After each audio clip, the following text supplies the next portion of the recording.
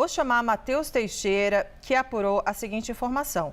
O ministro do Supremo Tribunal Federal, Dias Toffoli, será relator do pedido por CPI do caso Master.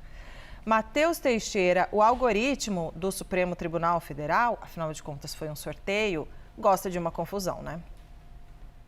Pois é, vai dar muito o que falar esse sorteio, mas de fato foi um sorteio. O ex-governador do Distrito Federal e deputado federal, Rodrigo Hollenberg, conseguiu 1/3 das assinaturas da Câmara, que é o mínimo necessário para a abertura de uma CPI, justamente nesse caso para investigar o caso do Banco Master e a compra do Banco Master pelo BRB, aqui do Distrito Federal, justamente o campo político de Rodrigo Hollenberg, e ele não teve uma resposta do presidente da Câmara, Hugo Mota, que não instalou a CPI, e ele acionou o Supremo Tribunal Federal para tentar obrigar a Câmara a instalar uma comissão parlamentar de inquérito para apurar a questão do Banco Master. Ele acionou o STF, entrou com mandado de segurança na tentativa de forçar a abertura dessa CPI.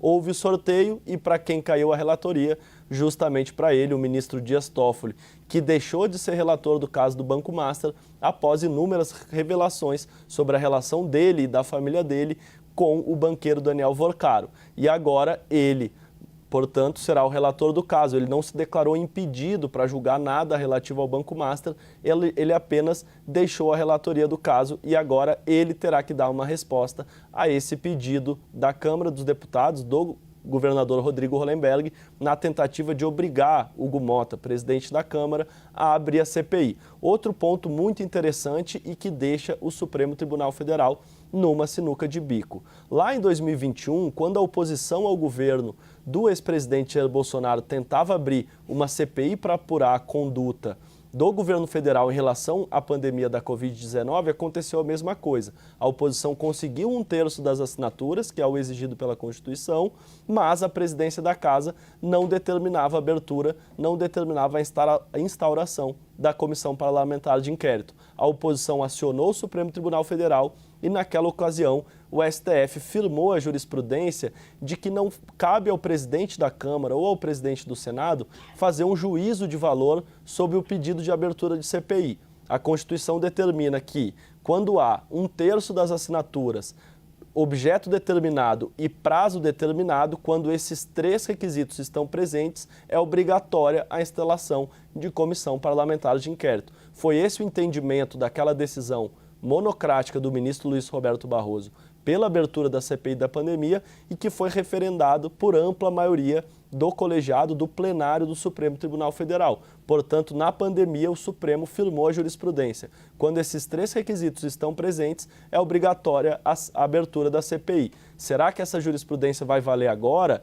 É o que vai responder o ministro Dias Toffoli e talvez mais tarde, eventualmente, o plenário do Supremo Tribunal Federal, caso o plenário seja instado a lidar com o processo, porque geralmente o relator pode tomar a decisão sozinho e submeter ao colegiado, aos colegas, o referendo da sua decisão. Fato é que a jurisprudência determinada naquele momento da pandemia firmou esse entendimento. Não precisa e não pode o presidente da Câmara ou o presidente do Senado fazer juízo de valor sobre um pedido de abertura de CPI. Ele apenas tem que observar se os requisitos previstos na Constituição estão presentes. Nesse caso agora, estão presentes. Qual que é o fato determinado? O caso do Banco Master. O prazo também, isso é negociável, não é uma questão muito difícil de resolver.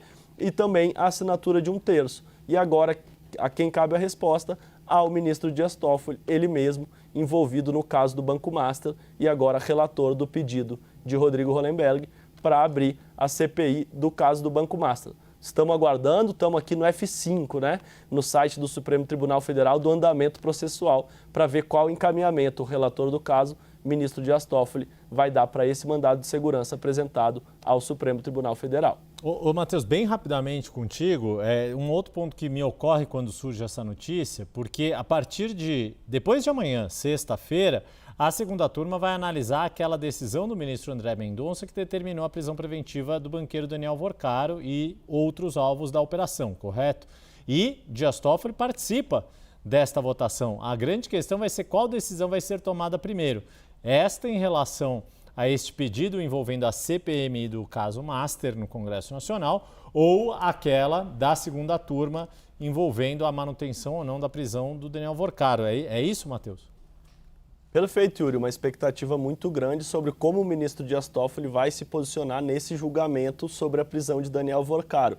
Porque, como ele mesmo diz, e ali a nota que o Supremo Tribunal Federal, todos os ministros assinam, diz que ele não está declarado suspeito ou impedido, que é o que retira, de fato, um juiz ou um ministro do julgamento. Ele apenas deixou a relatoria e, portanto, está apto a julgar qualquer caso relacionado ao Banco Master. Ele só não é mais o relator. Portanto, tem uma expectativa para esse julgamento de referendo da decisão do ministro André Mendonça, que começa sexta-feira, às 11 da manhã, no plenário virtual, mas a gente já pode ter um indicativo antes mesmo, caso o ministro Dias Toffoli dê um despacho nesse processo de agora. Caso ele despache nesse processo, já vai ser um indicativo que, de fato, ele vai continuar participando dos julgamentos do caso do Banco Master, porque há essa dúvida. Dias Toffoli vai participar do julgamento ou não vai? Isso ainda não está claro, isso a gente vai ver na sexta-feira no julgamento do plenário virtual, mas a gente já pode ver antes mesmo, agora, caso ele dê um despacho. Geralmente, nesse tipo de caso, os ministros oficiam a Procuradoria-Geral da República, a Advocacia da Câmara dos Deputados, para que dê uma manifestação, para ele se subsidiar de informações e tomar a decisão a posteriori. Portanto, qualquer despacho que ele der nesse processo não precisa nem determinar a abertura ou rejeitar o mandado de segurança. Ele pode simplesmente pedir uma opinião, uma manifestação da Procuradoria-Geral da República. Isso já vai ser um indicativo de que sim, ele vai seguir tocando processos relativos ao Banco Master, independentemente do fato de ter deixado a relatoria, justamente porque vieram essas revelações que a gente tem trazido todos os dias acerca da relação da Maridit, uma empresa dele, que ele é um dos sócios, de venda do Resort Itaiaia para o Banco Master, para fundos ligados ao Banco Master e a Daniel Vorcaro.